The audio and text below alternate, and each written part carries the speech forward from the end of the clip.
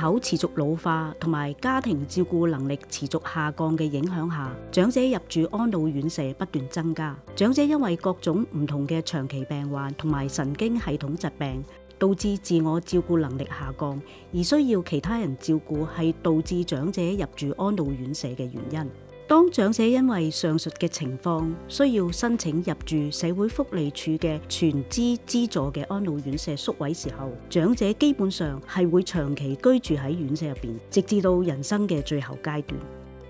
所以如果能夠喺安老院舍提供晚期照顧，都係過去20幾年嚟關注長者服務嘅專業人士同埋學者嘅研究課題。2016年，因應安老院舍晚期院友嘅潛在需求增加嘅情況下，香港賽馬會慈善信託基金推動咗賽馬會安寧頌，支持香港老年學會喺安老院舍推展安寧在院舍計劃。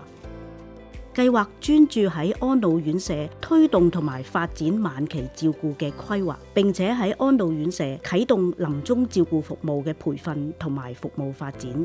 讓家人同埋長者可以考慮喺醫院以外接受臨終照顧嘅選擇，達至長者能夠在家離世，補足院舍照顧服務嘅空隙。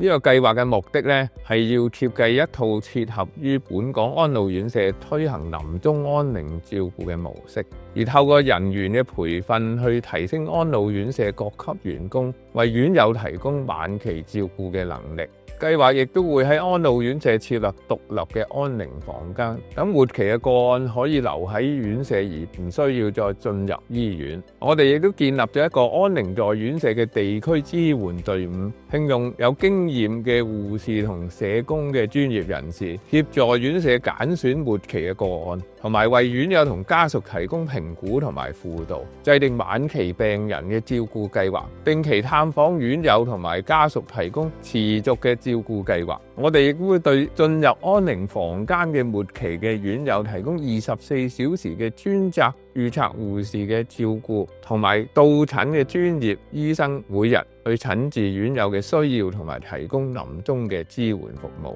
呢個計劃亦都會推動預設照顧計劃同埋預設醫療指示，喺尊重長者同家人嘅大前提之下，決定臨終時候醫療嘅照顧安排。呢個計劃嘅目的亦都希望可以減少長者不必要進出醫院嘅痛苦，等長者可以更舒適、更有尊嚴咁樣去離世。我哋亦都為全香港嘅安老院舍嘅到診醫生提供臨終安寧照顧嘅訓練。10年之間，香港老年學會由唯一主辦安寧在院舍計劃嘅機構，到各大非政府機構亦都積極響應參與。至今，基督教靈實協會、東華三院、救世軍同埋香港聖公會福利協會都成為合作機構，以地區團隊模式提供服務。參與計劃嘅院舍亦都由10年前嘅24間增加到而家嘅96間。2025年內尚有院舍陸續加入計劃，共同為更多嘅長者達成生時安樂、走時安寧嘅心願。進入2025年，安寧在院舍計劃咧，其實已經係踏入呢個計劃裏邊嘅第10年啦。喺過9年嘅時間咧，安寧在院舍計劃咧，透過唔同嘅培訓啊、人才嘅提升啊、院舍設立嘅一啲嘅訓練嘅課程同埋一啲程序改變咧，其實我哋都係讓院舍裏邊嘅院友咧多咗一個選擇，希望可以喺院舍裏面度過最後嘅一程。但係因為個法例嘅要求，尤其是喺院舍裏面死亡需要呈報死因裁判官咧，就限制咗係唔可以實踐到喺院舍裏邊居處離世。法例修訂之後咧，可以令到院友咧選擇喺院舍裏邊自然離世。我哋見到喺2024年嘅下半年，即係由7月至12月嘅時間咧，喺國家參與嘅院舍裏邊咧，已經有超過19個院友咧可以選擇到院舍裏邊自然離世，達到呢個所謂居處離世嘅一個目標。我媽媽咧喺2018年開始咧就入住呢個院舍嘅，咁啊因為咧佢係腦退化，開始係叫做末期嘅。咁啊變咗我哋因為喺屋企咧好難照顧到佢，我哋好唔開心咧，媽媽進入到院舍俾人照顧。喺呢段期間咧，我哋感受到媽媽咧都好辛苦嘅。入到醫院又要去做所有嘅經歷過一連串嘅檢查，加上我哋咧係一路都已經俾咗指引咧，係媽媽唔做任何嘅創傷性嘅急救，所以咧我哋覺得呢樣嘢咧就係令到媽媽咧痛苦之餘咧，亦都我哋兄弟姊妹咧都心力交瘁。有一個計劃咧叫安寧頌嘅計劃咧，係可以咧照顧啲臨終嘅病人。佢咧好快咧，盡快安排咗一個會議，咁啊又有佢哋嘅院舍嘅社工啦、院舍嘅醫護人員啦，同埋安寧頌計劃嘅職員咧過嚟同我一齊開個會，去介紹咗成個安寧頌嘅計劃係點樣可以照顧到臨終嘅病人。我媽媽進入咗呢個安寧頌嘅房間，終於咧可以慢慢地安詳離開。呢7日8日嘅期間咧，讓我感受到呢個服務對我哋嚟講係一個天賜嘅機會嚟嘅。我哋覺得媽媽咧係叫做積咗咁多福，只可以享受到呢一個咁嘅服務。病人多，一個姑娘或者一個職工，話點樣餵食咁多人咧？咁樣我哋仲喺度覺得就係話，我哋次次咧都應該要咧自己去餵，自己去食。咁啊喺呢個安寧頌房間嘅話咧，媽媽想食，我哋就餵佢；媽媽唔想食，我哋就放下。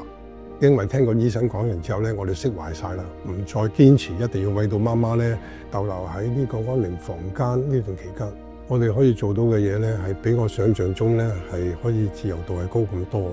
包括我哋可以喺媽媽耳仔旁邊咧細心同佢講好多，媽媽你放心啦，我哋個個都好大個噶啦，個個都獨立噶啦，你放心上路啦，放心去極樂世界，會見翻我哋爸爸，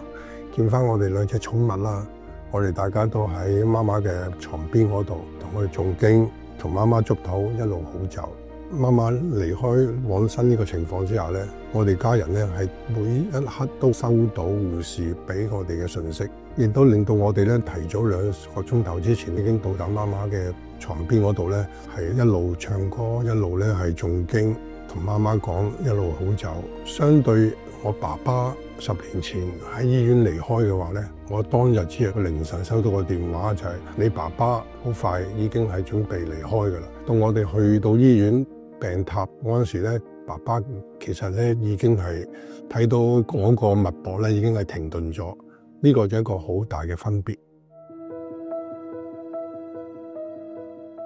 豬豬咁，我入到去安寧房嚟到探佢嗰時咧，佢見到我哋都好開心，咁多弟兄姊妹嚟到入去探佢啲院友。咁我哋同佢講：你放心啦，我哋咧大家一齊送你。你翻天到天家咧，天家係好靚嘅。如果我可以喺安寧房度離世，我覺得好安慰。我本身係做開一啲院舍嘅住院醫生，之後就知道咗一個香港老年學會安排咗一個安寧在院舍醫生培訓課程，去到上課程學到好多關於呢一方面嘅知識。院友以及屋企人、家人原來對呢一個服務係好欣賞嘅，佢哋並不是每一個人都希望有危險就入醫院，或者甚至乎一定要喺醫院離世。佢哋心目中都係有個選擇，唔係喺醫院嘅範圍裏邊行埋人生最後一段路。當然我哋知道個環境唔同，譬如話我哋可以用嘅藥物，我哋用嘅檢查係冇醫院咁詳盡，但係原來喺我哋臨走嘅病人以及佢哋嘅屋企人照顧者嘅眼中，原來呢啲並不是最重要。佢哋可能會覺得個環境比較舒適，照料比較周到，甚至乎佢哋可以免卻一啲入侵性嘅檢查及治療。對於個病者嗰個自主嗰個選擇呢，原來係更勝一籌。咁面對佢哋家人及病人嘅反應，其實我都深深體會到呢一個計劃原來都係幫到我哋一啲有需要嘅病人。我都好高興參加咗呢個計劃，可以成為一份子去處理我哋社會上面其中一啲有需要嘅病人。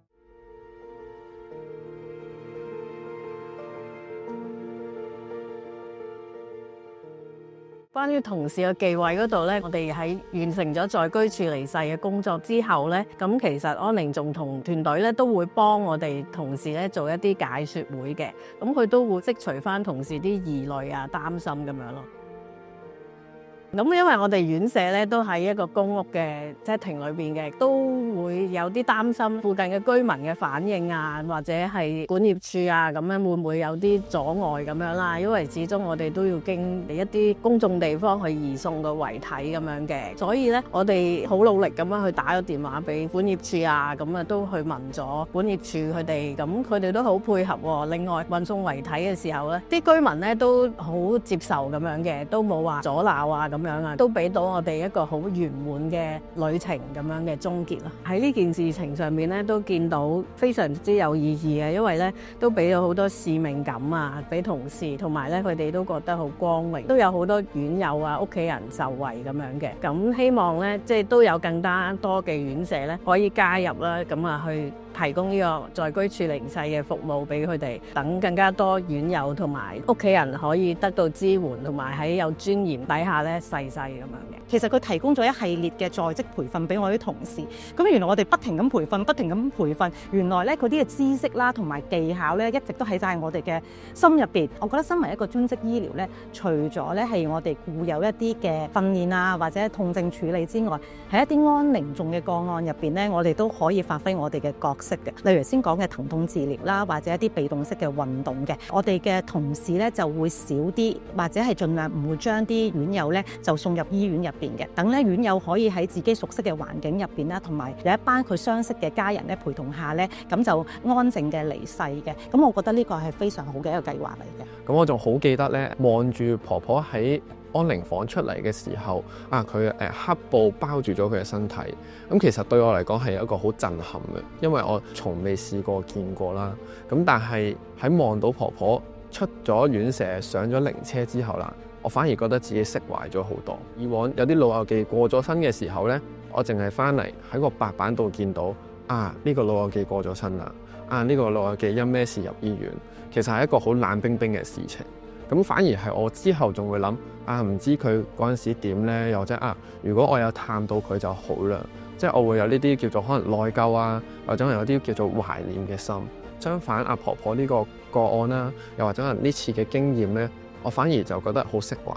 因為叫做由房間送到佢上靈車，可以同佢講再見，甚至乎係可以同屋企人去有一個道別有一個回顧。咁所以對我嚟講呢，呢個係一件好有溫度嘅事情啦。歡迎3位今日嚟到我哋一個分享嘅機會啦，希望你哋都可以分享下參與呢個安寧在院舍嘅地區專隊服務裏邊一啲嘅經驗，等業界嘅人士亦都其他嘅公眾人士了解更加多有關於院舍裏邊推展到臨終安寧照顧服務咁。作為一個地區專隊嘅護士啦，咁去到院舍，其實我都需要去揾一啲合適嘅院友去參加我哋呢個晚晴嘅照顧計劃嘅。咁我哋有一張嘅轉介表，入邊都有啲列明咗一啲嘅病種啦。咁我哋根據呢啲病種去睇一睇院友嘅狀態係咪適合加入啦。咁嗰啲病種咧大概分幾類啦。簡單講就係晚期嘅癌症嘅病人，或者已經係去到一啲有啲擴散嘅情況嘅。另外一啲係就係器官衰竭嘅病人啦。咁主要我哋可以做到嘅就係心衰竭啦、肺衰竭啦，或者係腎衰竭呢3種嘅。咁另外就係一啲認知障礙啦。其實喺院舍裏面有好多認知障礙嘅老人家嘅，仲有一啲就係帕金遜。係啦，帕金遜嘅老人家其實後期嘅時候咧，我哋都可以俾多啲一啲嘅支援佢同埋家人啦。咁另外就一啲嘅嚴重中風嘅院友啦，可能佢真係淨係靠胃喉即係完全係依賴一個照顧。咁喺當中，其實我哋又唔可以抹殺佢，其實可能佢都需要一啲嘅心理上面身體上面嘅支援啦。我哋好多時咧一齊話不如我哋同埋院友，我哋一齊去傾，因為咧我哋都好想咧院友同家屬咧都有同一個嘅意見嘅交流，亦都係有共識嘅。去到晚期嘅時候，院友會唔會想做急救或者咧，當佢食唔到嘢嘅時候，已經用個口已經吞唔到啦，會唔會插胃喉咁樣？呢一啲醫療嘅選擇，我哋咧就會同屋企人傾，亦都同院友一齊傾，甚至咧我哋嘅同事咧係會攞埋iPad 解釋呢一個如果插胃喉就係咁嘅，咁大家咧係會一齊咧去知道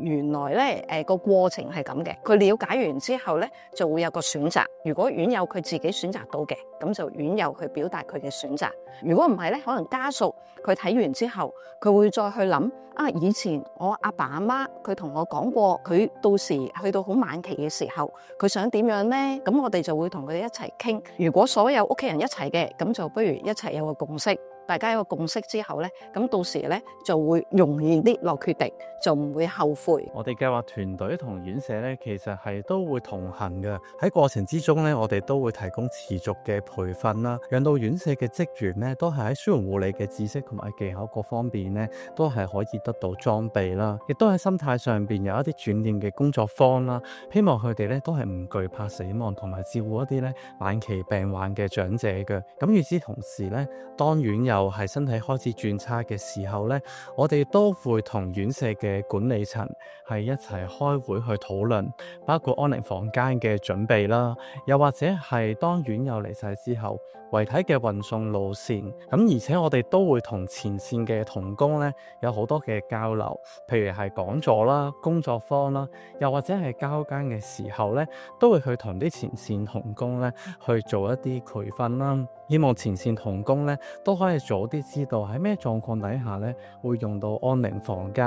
而入到安寧房間之後咧，員工嘅角色啦，同埋咧我哋團隊咧會俾嘅支援咧，都係希望前線嘅同工咧可以安心冇憂慮底下咧去實踐成個嘅安寧照顧。我哋要揾一個合適嘅院友。咁我哋會一齊去傾啊，院友嘅情況係咪可能將會有機會繼續差，同埋會離世啦咁樣。咁我哋就會一齊去揀咗呢個個案，一齊去跟進佢嘅情況。咁特別我哋會同院舍嘅職員去傾啦，譬如佢嘅生命表徵有啲嘅轉變，食嘢嘅方面個量又持續會變嘅時候，係點樣去通知翻我哋？咁我哋要繼續去評估。咁另外我哋會同家人再傾啦，睇翻佢個意願啦。如果佢真係都唔想再入院啦，亦都覺得咧留喺院舍係得到嗰個照顧係最好嘅，咁我哋又會同佢講翻你需要負責嘅乜嘢情況啦。因為喺殯儀上面咧，佢係哋要負責嘅嘢會多一啲，我哋要先聯絡殯儀館啦，知道嗰個費用啦，係啦嗰個情況嘅安排，佢自己嘅責任嘅。咁如果佢都覺得係可以咁樣做嘅，咁我哋嘅團隊就會全力去支援佢哋啦。咁我哋一路會跟進佢嘅情況，直到佢真係去到我哋可以講嘅叫做瀕死期嘅情況，我哋就會請我哋嘅計劃醫生嚟睇啦。咁期間咧，其實我哋真係需要大家互相去合作，互相去通報啊，因為我哋要捉緊去呢個時間揾我哋嘅計劃醫生去證實佢係已經去到一個瀕死期，係要開啓呢個安寧房間。做呢件事嘅時候，我哋會提翻院舍嘅，就係你哋嗰間房預備得好未呢？你入邊嘅一個儀器係咪都安頓得到呢？醫生嚟到嘅時候呢，佢就會憑佢個症狀啦，同家人了解佢哋嘅意願係咪真係都係要留喺院舍度離開啦。咁我哋就得到個結論之後呢，我哋就會開啓呢個安寧房間服務啦。咁我哋又需要去請外聘嘅護士啦，24小時都有護士獨立咁樣去照顧呢位嘅院友，而唔需要院舍咧額外有人手。咁另外有啲院舍咧都係會好擔心咧，到如果院友離世之後咧，點樣去支援呢啲嘅家屬？咁所以咧，我哋都會喺培訓嘅過程咧，都係裝備同事咧。如果家屬有一啲情緒嘅時候咧，點樣去提供輔導啦？譬如咧，佢哋見到家屬咧好唔開心，個情緒都係有嘅時候咧，究竟可以同佢哋講啲咩啊？或者咧，去俾一個空間佢哋咧去有休息啊？同埋咧，都係喺當中咧，都係要提供一啲叫預期嘅哀傷關懷，希望早啲咧去令到家屬去接受院友咧離世呢個過程，就係突破咗我哋有唔少嘅迷思。其中一樣嘢咧，就係當時都會去諗啊，如果院友過身之後，個遺體喺院舍裏面，我哋點樣可以好好咁樣照顧好個遺體？院友、其他院友同埋其他職員又會安心咁樣咧。之前一路擔心嘅嘢咧，就冇發生嘅。用好簡單嘅一啲過程咧，只要我哋係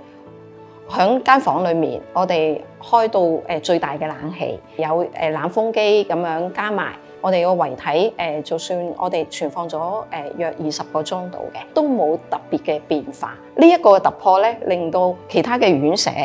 亦都會覺得啊，原來可以做到嘅。我哋都見到好多老友記咧，每次入醫院嘅時候咧，都話想翻屋企。其實咧，佢哋就係想翻院舍。咁我哋見到咧一啲晚期嘅認知障礙症院友咧，可能因為反覆肺炎啦，佢哋都經常出入醫院，喺醫院裏邊要打針啦、搽口啦。其實咧嗰個過程咧都好折騰。咁所以咧唔少屋企人咧都係希望老友記咧可以舒服啲，盡量留喺熟悉嘅環境。尤其咧喺院舍裏邊咧，可以有熟悉嘅同事啦、熟悉嘅院友啦，佢哋能夠翻去咧，都會覺得好安心同埋好舒服。呢一個咧對佢嚟講都係好大得着。咁其次咧就係屋企人咧喺安寧房間裏邊咧都可以更加長時間去陪伴啦，亦都冇一個探訪嘅限制。我記得有個案咧，喺婆婆最後唞埋最後一啖氣嗰一刻咧，其實係10幾個仔女同埋孫咧都係陪伴喺隔離送別至親。咁我相信咧喺醫院裏邊咧係好難見到咧呢個咁嘅情景。根據我哋嘅統計數字咧，每年喺院舍嘅死亡個案已經超過1萬人。咁其中有一半咧係一啲嘅慢性疾病，一個即係末期嘅病患。其實呢一半約莫接近5000人咧，其實如果能夠去提供臨終安寧照顧服務俾佢，讓佢哋一個好嘅選擇，其實咧係更加多嘅院友同埋家屬咧可以受惠。嘅安寧頌底下去支持安寧在院舍嘅推行，讓更加多嘅院友咧係可以喺現時咧享受到一個居處離世嘅選擇。希望我哋透過呢10年工作咧，真係可以讓到政府咧未來咧就可以落實支持喺各個院舍咧推行臨終關懷嘅照顧服務。